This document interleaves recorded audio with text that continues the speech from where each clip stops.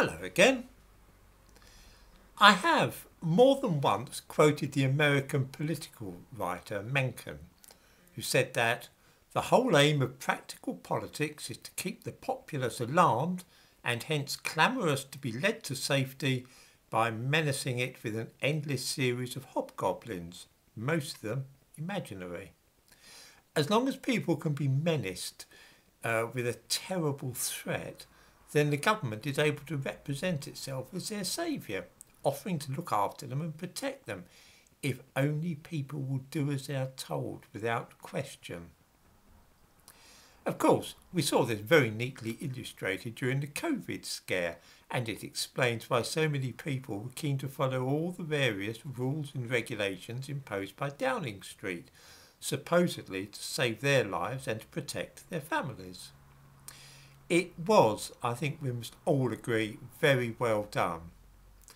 When finally the COVID business began to run out of steam, as it was bound to eventually, the spectre of a Third World War appeared conveniently on time, and we were all threatened with nuclear weapons. Again, only the government can save us from this. Older readers will recall an endless series of such panics and dangers. Nuclear war is an old favourite, of course, and was very popular in the 1960s, but there have been many others. AIDS is one, and then of course there was the Y2K bug, which would bring about the end of our technological civilization on New Year's Day 2000. Then of course there's global warming, which can only be combated by demolishing all our power stations and replacing them with windmills. It will cause our electricity bills to soar, but that's good from the government's point of view because we know that the remedy is doing us good if it hurts. The more nasty and unpalatable the medicine, the more we tend to believe that the thing is doing us good. All governments need these strategies to explain why they screw things up and to be able to lay the blame somewhere else. During Stalin's rule in the Soviet Union, everything that went wrong could be blamed on Trotsky's malign influence abroad. Then there were the hoarders and saboteurs.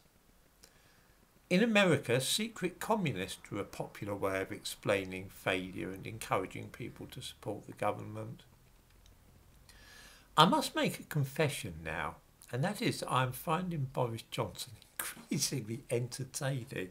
I realise a lot of people are infuriated by his lies and dishonesty, but I must say that I'm beginning to warm to him a little.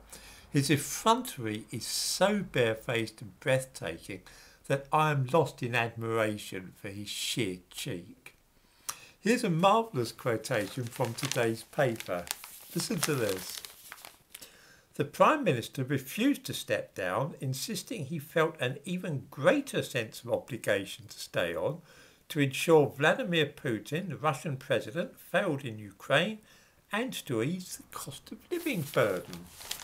Of course, we would expect him to mention Putin because that serves to remind us of the threat of nuclear war, which only our Prime Minister can avert. How cool was it for him to be photographed in Kiev a day or two before he was fined for ignoring the COVID regulations?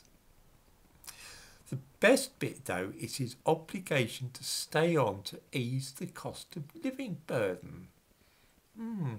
Why have we got a cost of living burden, we might ask ourselves? Well, the government has been printing money like mad and throwing it around like drunken sailors on shore leave via the mechanism of quantitative easing, as it is known, and this has not unnaturally led to inflation. Then too, we've been insisting on enormous subsidies to wind farms and all the rest of it, which has meant that our gas and electricity bills are shooting up. All the furlough payments and the rest of the madness associated with COVID have to be paid for now, and so that means increasing national insurance contributions. Inflation has risen by over 6%, but old age pensions have only been raised by 3%, So old people are going to be struggling to make ends meet. This has all involved breaking 2 manifesto pledges, of course. In short, Boris Johnson has created the cost of living crisis and now feels that he should stay on so that he can make it all better again.